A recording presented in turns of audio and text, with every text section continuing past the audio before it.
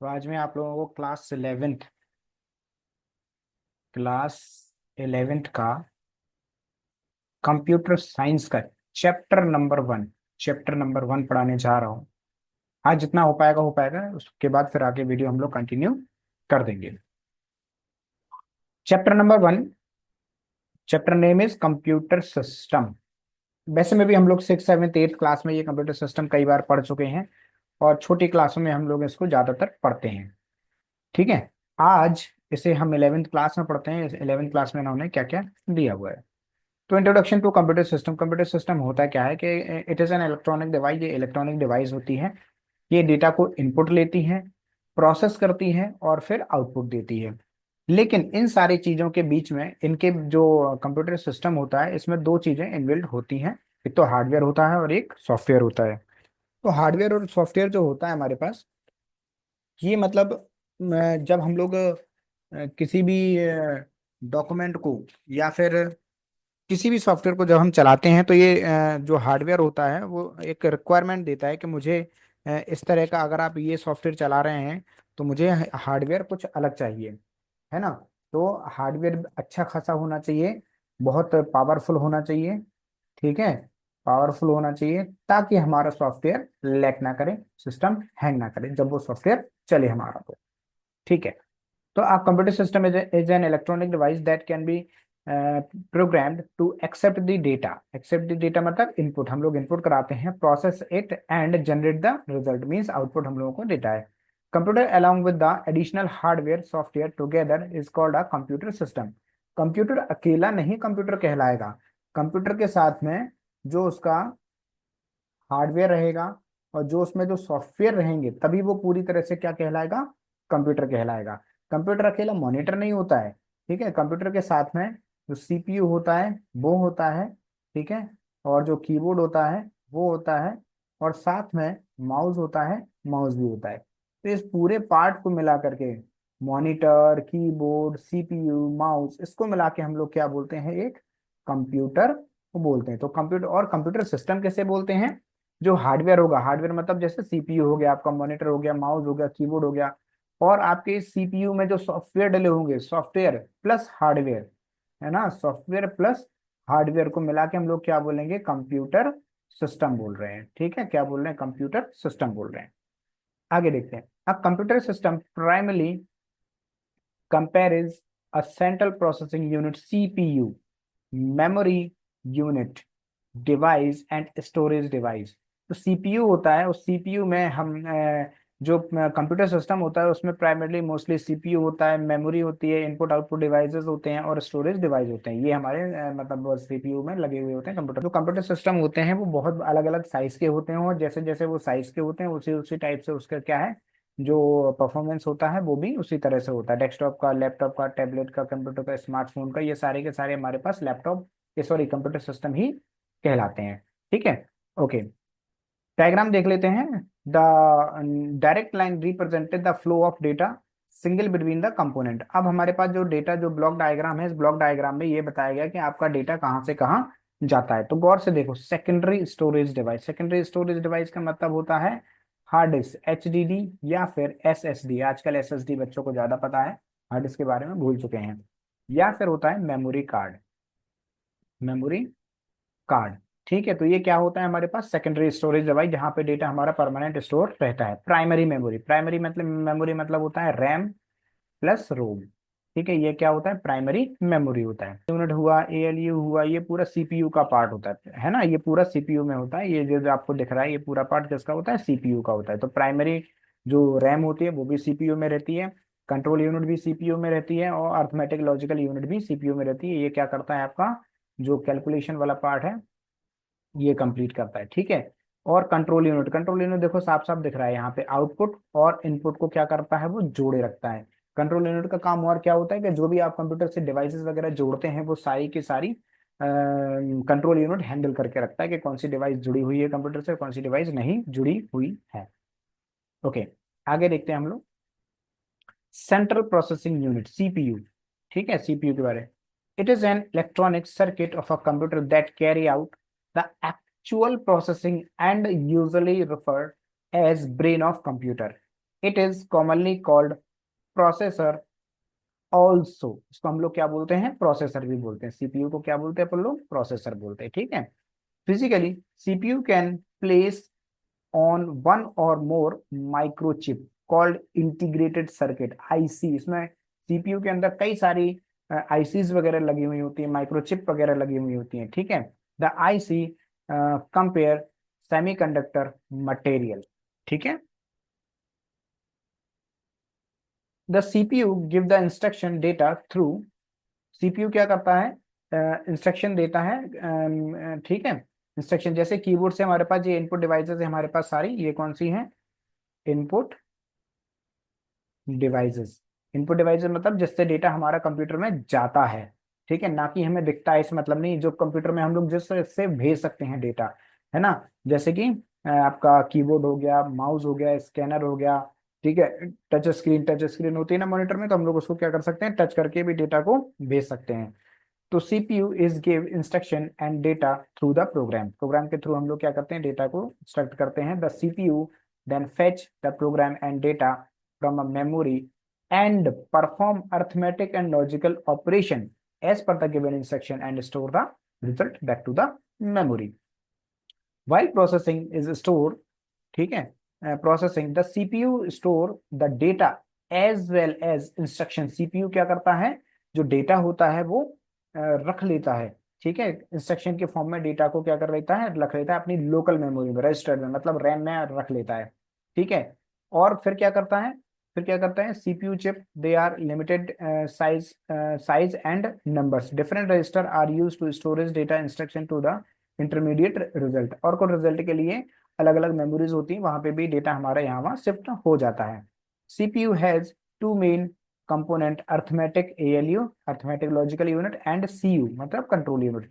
Arithmetic जो आपका logical operation perform कर देगा, अर्थमेटिक ऑपरेशन परफॉर्म कर देगा, और कंट्रोल यूनिट जो आपके कीबोर्ड और माउस को या फिर हार्डवेयर और सॉफ्टवेयर, जो हार्डवेयर है, जो भी अटैच्ड डिवाइसेस हैं, उनको क्या करके कंट्रोल करके रखेगा।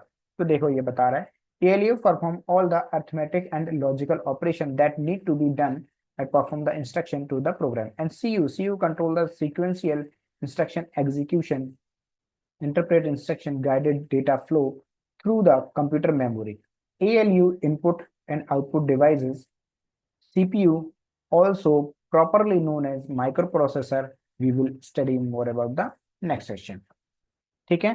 तो जो सीपीयू होता है वो क्या करता है, डेटा को लेता है with the help of input devices, और प्रोसेस करने के बाद उनके पास जो प्रोसेस करने के लिए जो होता है वो कौन कौन से होते हैं उनके साथ में, एलयू होता है और सीयू होता है, कंट्रोल यूनिट होता है, ठीक है। एक और होता है एमयू मतलब मेमोरी यूनिट होता है ना, जहाँ पे वो अपना डेटा स्टोर करके रखता है, और उसके बाद जब प्रोसेसिंग कर लेता है तो फिर से उसी मेमोरी को डेटा भेज देता है, ठीक है। और कंट्रोल यूनिट के थ्रू वो क्या कर देता है, डेटा को आउटपुट डिवाइसेस के पास भेज देता है, ठीक है। अब इनपुट डिवाइसेस के बारे में बात करते हैं। तो इनपुट डिवाइसेस देखो, अभी मैंने बताया आपको, इनपुट डिवाइस ये सारी जितनी भी डिवाइस दिख रही हैं आपको, keyboard input devices, mouse input device, scanner input device, touch screen input device, light pen ये जो मैं यूज कर रहा हूँ लाइट, है ना, टैब पेन, तो ये भी क्या है, इनपुट डिवाइस में यहाँ से टिक कर रहा हूँ, तो यहाँ पे देखो टिक हो रहा है, मतलब कंप्यूटर के अंदर वो डेटा जा रहा है, that is called input device. ऐसी डिवाइसेस जिससे जिसके थ्रू हम कंप्यूटर में डेटा भेज सकें उन्हें हम लोग क्या बोलते हैं, इनपुट डिवाइसेस बोलते हैं। आउटपुट इनपुट डिवाइसेस, ठीक है। इस इनपुट डिवाइस में ये सारी चीजें ही लिखी हुई हैं। ये जो मैं आपको जो बुक्स जो मैं आपको पीडीएफ से पढ़ा रहा हूँ, ये एनसीईआरटी की बुक है, जो कि मुझे सीबीएसई की वेबसाइट और एनसीईआरटी की वेबसाइट से मिली हुई है, ठीक है। अब आउटपुट डिवाइसेस की बात करते हैं। आउटपुट डिवाइसेस क्या होता है, जो भी आपके सीपीयू में जो भी डेटा चल रहा होता है और उसे डिस्प्ले कराने के लिए हम लोग आउटपुट डिवाइसेस का यूज करते हैं, ताकि हम देख सकें आउटपुट क्या आ रहा है। जैसे कि मैं माइक के थ्रू आपको ऑडियो बोल रहा हूँ, भेज रहा हूँ, रिकॉर्ड कर रहा हूँ, जब आप इसको सुनेंगे तो वो आप क्या करेंगे, उसे आउटपुट लेंगे। मैं यहाँ से क्या कर रहा हूँ, इनपुट कर रहा हूँ, रिकॉर्डिंग कर रहा हूँ, तो दैट इज कॉल्ड इनपुट। जब आप उसे सुनेंगे तो वो क्या हो जाएगा, आउटपुट हो जाएगा, ठीक है। तो मॉनिटर इज आउटपुट डिवाइस, ये क्या करता है, डिस्प्ले कराता है। स्पीकर, स्पीकर क्या है, ईयर से हम लोग क्या करते हैं, ईयर से क्या करते हैं, सुनते हैं हम लोग, है ना। तो डिस्प्ले स्पीकर क्या है, सुनने के लिए, ये भी आउटपुट डिवाइस है। प्रिंटर, प्रिंटर निकालते हैं ना, हार्ड कॉपी आती है ना इससे, हार्ड कॉपी, हार्ड कॉपी, तो ये भी क्या हो गया, एक आउटपुट डिवाइस हो गया। 3D प्रिंटर, 3D प्रिंटर भी क्या हो गया, एक आउटपुट डिवाइस हो गया, ठीक है। ओके, अब ये इनपुट आउटपुट का जो प्रोसेस होता है ना, वो मेमोरी जो रैम होती है इसके थ्रू ही चल पाता है पूरी तरीके से, ठीक है। मैं आपको आगे जैसे जैसे आएगा वैसे वैसे मैं आपको बताता हूँ। Okay, evaluation of computer, computer का इवेल्युएशन कहाँ से आया हुआ है। सबसे पहले यहाँ आते हैं अबेकस। 500 बीसी में आया था अबेकस, कंप्यूटिंग इन एट्रीब्यूटिंग। आज भी कंप्यूटिंग जो अबेकस है उसको आज भी बच्चे पढ़ते हैं। और अबेकस भी एक तरह का क्या है, कंप्यूटर है। सेकंड नंबर पास्कलिन आया, जो कि ब्लेज पास्कल ने बनाया हुआ था, ठीक है। ये क्या था, एक मैकेनिकल कैलकुलेटर था, मैकेनिकल कैलकुलेटर था, ठीक है। जिस तरह की हम आपको बताएं कि मैकेनिकल जो मीटर होते हैं गाड़ियों में, जो मैकेनिकल मीटर होते हैं जो राउंडेड करके चलते हैं, या फिर बिजली के पहले मीटर आते थे मैकेनिकल, तो 1642 में हुआ है। थर्ड नंबर पे आए 1834, एनालिटिकल इंजन, ठीक है। चार्ल्स बेबेज ने एनालिटिकल इंजन को बनाया हुआ था, ठीक है। नेक्स्ट आते हैं टेबुलेटिंग मशीन। टेबुलेटिंग मशीन 1819 में बना हुआ था। उसके बाद 1937 में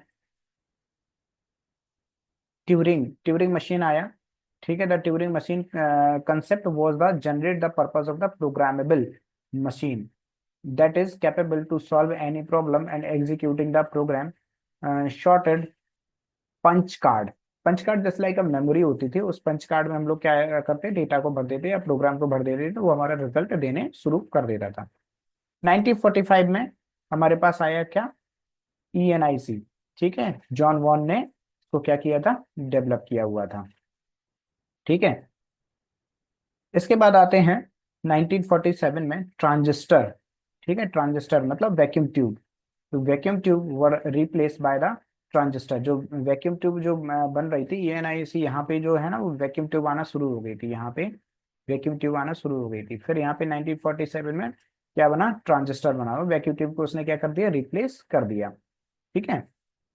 इसके बाद 1970 में इंटीग्रेटेड सर्किट IC, है ना, क्या आने लगे, IC आने लगे। The silicon chip that contain the electronic circuit is a very small area the size of the computer, ठीक है। Reduce reduce and because of IC। तो IC के आने से कंप्यूटर का साइज जो है वो बहुत क्या हो गया, छोटा हो गया। नहीं तो कंप्यूटर का साइज इतना बड़ा होता था, मतलब एक ट्रैक्टर की ट्रॉली के जैसा, या फिर एक बैलगाड़ी जितना बड़ा, या फिर एक रूम जितना बड़ा, इतना बड़ा एक कंप्यूटर होता था, ठीक है। लेकिन जैसे ही IC आया, माइक्रोचिप आई, इनसे क्या हो गया, धीमे धीमे, माइक्रो का मतलब ये छोटा है ना, तो माइक्रोचिप ने क्या कर दिया, अपने आपके कंप्यूटर उसको जो साइज में है वो छोटा कर दिया, ठीक है। कंप्यूटर मेमोरी, कंप्यूटर मेमोरी क्या होता है, कंप्यूटर मेमोरी जहां पे कंप्यूटर का डेटा स्टोर रहता है उसे हम लोग कंप्यूटर की मेमोरी बोलते हैं। A computer memory need memory to store the data that instruct for processing. Whether we talk about the memory of the computer system, we usually talk about the main memory, means primary memory की हम लोग बात करते हैं। The secondary memory also called the storage devices, ठीक है। Store the data instructing the result permanently, store the result permanently, ठीक है, ठीक है ना। तो हमारे पास दो टाइप की मेमोरी होती है, दो टाइप की मेमोरी होती है। एक तो होती है प्राइमरी मेमोरी, और एक होती है सेकेंडरी मेमोरी। प्राइमरी मेमोरी के अंदर हमारे पास आ जाता है RAM and ROM. Secondary memory के अंदर आ जाता है HDD मतलब हार्ड डिस्क, और SSD आ जाता है, और क्या आ जाता है, memory card.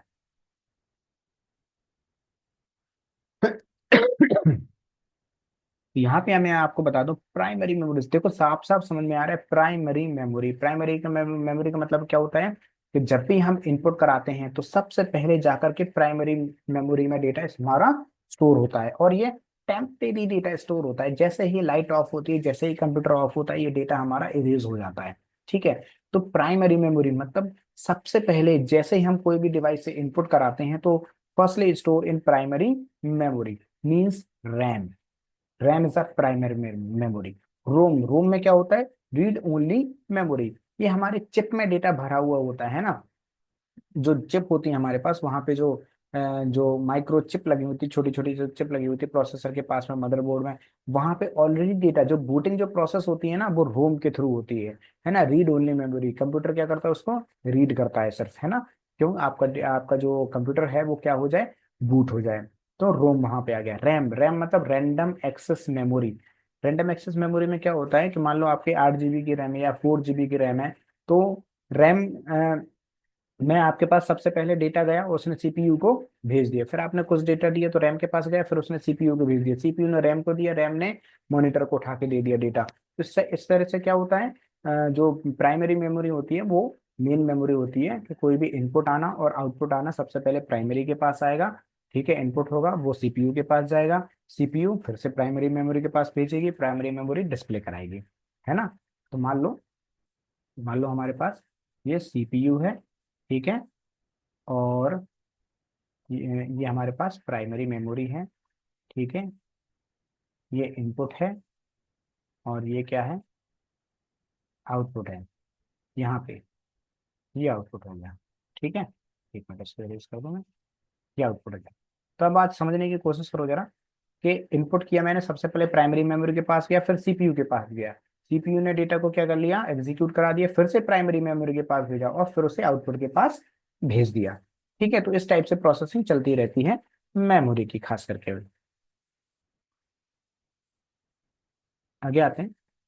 Bite, bit means 1 bit, और जब 4 बिट्स हो जाती हैं तो उसको क्या बोलते हैं, 4 निब्बल बोलते हैं। और जब 2 निब्बल्स होता है, 2 निब्बल्स, तो उसे क्या बोलते हैं, 1 बाइट बोलते हैं। इसका मतलब 8 बिट्स, 1 बाइट मतलब 8 बिट्स। तो सबसे छोटी यूनिट होती है bit, then nibble, then byte, then KB, then MB, then GB, then TB, then PB, then EB, then ZB, and that. ठीक है, टाइप्स ऑफ मेमोरी। देखिए इन्होंने बताया टाइप्स ऑफ मेमोरी में प्राइमरी मेमोरी, है ना। प्राइमरी मेमोरी में भी क्या है हमारे पास, रैम है और रोम दिया हुआ है। RAM, RAM is a volatile memory. Volatile memory का मतलब ये है कि जब तक वोल्टेज रहेगा, जब तक आपका डेटा सेव रहेगा, और जैसे वोल्टेज खत्म का मतलब क्या होता है कि मतलब आपका वो कंप्यूटर शट डाउन हो गया, मतलब वोल्टेज नहीं है उसमें, तो आपका डेटा क्या हो जाएगा, इरेज हो जाएगा। क्लियर, ठीक है। तो जब तक वोल्टेज रहेगा उसमें। अब कैश मेमोरी, चलो नॉन नॉन इसकी बात करते हैं, रोम की बात करते हैं। ROM is a non volatile. Non volatile मतलब लाइट रहे या ना रहे, है ना, कंप्यूटर सिस्टम आपका ऑन रहे या ना रहे, उसमें वो डेटा आपका रहेगा। That is called non volatile memory, which means contain are not lost even when the power turns off। ठीक है, क्योंकि इसमें डेटा परमानेंट, इसमें डेटा जो टाइप क्या होता है, लिखा हुआ होता है, जो प्रोग्राम होता है वो ऑलरेडी सेव रहता है। ठीक है। कैश मेमोरी की बात करते हैं। कैश मेमोरी जो होती है वो सीपीयू के इतने करीब होती है, इतने करीब होती है, जैसे कि किसी बॉस का एक सेक्रेटरी, इतने करीब। तो कैश मेमोरी बिल्कुल ऐसी होती है। ठीक है, कैसे, जैसे मान लो ये सीपीयू है और कैश मेमोरी इससे चिपकती हुई लगी हुई है, और यहाँ पे क्या है, रैम है। ठीक है, समझना, कोई भी इनपुट आया, यहाँ से कोई भी इनपुट आया, तो मान लो मैंने 1 2 3 4 इस तरह से करके मैंने कम से कम 10 इनपुट इसको दे दिए, 10 इनपुट दिए, रैम ने 10 पे 10 इनपुट रख लिए, और सीपीयू को पहले कैश मेमोरी ने रैम से 1 इनपुट लिया और उसको एग्जीक्यूट कराया। मतलब सीपीयू को फ्री नहीं बैठने देगी कैश मेमोरी, वो क्या करते देगी, बहुत फास्ट होती है कैश मेमोरी, क्या होती है, बहुत फास्ट होती है, और रैम से फटाफट डेटा निकाल करके सीपीयू को देती रहती है, और सीपीयू से डेटा निकाल करके रैम को देती रहती है। चलिए तो इसके बारे में पढ़ते हैं। RAM is a faster than secondary storage, but not as faster computer process. So, because of RAM, a CPU may have to slow down. To speed up operation of the CPU is a very high speed memory places between the CPU. The primary memory is known as cache. Clear? It is the storage of the copy data frequently access primary memory located, thus reducing the average timing required to access data from the primary memory. When the CPU needs some data, it first examines the cache memory. समझ गए? Secondary storage device क्या होती है, secondary memory क्या होती है? वो जो परमानेंट स्टोर करके डेटा को रखता है। ये देखो सारे एग्जांपल हैं। Pen drive secondary storage, hard disk secondary storage, CD DVD secondary storage, RAM secondary storage, tape secondary storage, SSD secondary storage, जिसमें कि डेटा आपका परमानेंट स्टोर होके रख रहा है कि लाइट जाने के बाद भी आपका डेटा सेव रहे। उसको हम लोग सेकेंडरी स्टोरेज डिवाइस बोलते हैं। ठीक है, जरूर। Data transfer between memory and CPU, अभी जस्ट पहले मैंने बताया कि रैम से सीपीयू तक का जो डेटा है वो कैसे पहुंचता है। इसके बीच में क्या लगे हुए थे, कैश मेमोरी लगे हुए थे, इसके बीच में ये पहुंचाते रहते हैं और ढेर सारे कंपोनेंट वगैरह लगे लगे रहते हैं, वायर वगैरह वायर को हम लोग क्या बोलते हैं, बस बोलते हैं। ठीक है, तो डेटा ट्रांसफर हमारा होता रहता है। ठीक है, कुछ इस तरह से आप समझ सकते हैं। ठीक है, data transfer between component through the system बस। सिस्टम बस मतलब वायर जो बस होती है वो क्या होती है, वायर होती है। तो ये सीपीयू हमारे पास, ये कंट्रोल बस है, ये एड्रेस बस है और ये डेटा बस है। मेमोरी, ठीक है। मेमोरी क्या, मेमोरी यहाँ पे क्या किसकी बात हो रही है, रैम की बात हो रही है। यहाँ पे इनपुट आउटपुट डिवाइस लगी है। अब गौर से देखो ये सारे के सारे जो वायर जो है वो देखो सभी से कनेक्टेड है। ये देखो कनेक्टेड है, ये आपस में सब एक दूसरे से कनेक्टेड है, देखो कनेक्टेड। ठीक है, okay.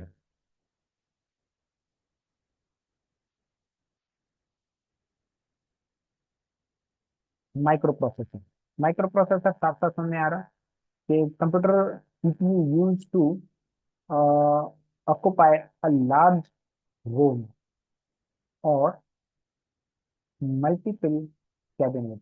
However, the advanced technology, physical size CPU has reduced. जब सीपीयू का साइज रिड्यूस हो रहा है तो जो प्रोसेसर हमारे बड़े बड़े थे वो क्या हो जाएंगे, माइक्रो प्रोसेसर छोटे हो जाएंगे, है ना। अब processor CPU which is implemented on the single microchip is called micro processor. तो एक सिंगल चिप में, मतलब जो हमारे पास मदरबोर्ड होता है, ठीक है, और उसमें जो छोटी छोटी चिप लगी हुई होती है, CPU are the microprocessor. तो सीपीयू क्या है, माइक्रो प्रोसेसर है और सिंगल चिप में ही आता है। ठीक है, तो आज के लिए इतना ही, फिर मिलते हैं इसी समय। आई होप समझ में आया होगा, और जुड़े रहिए मेरे साथ। मैं आपको आगे भी कई सारी चीज़ें कराता रहूंगा, धीमे धीमे करके ये चैप्टर्स आपका करा दूंगा। इसी तरह से आपके जितने भी 11वीं क्लास के चैप्टर्स हैं मैं सारे करा दूंगा। ठीक है, और वीडियो को शेयर जरूर करें, लाइक जरूर करें, देखें जरूर। बहुत इंपॉर्टेंट वीडियो है, और किसी को कोई दिक्कत आती है तो मेरे को कमेंट करके बता सकता है, मैं उस टॉपिक के ऊपर वीडियो बना दूंगा। ठीक है, थैंक यू।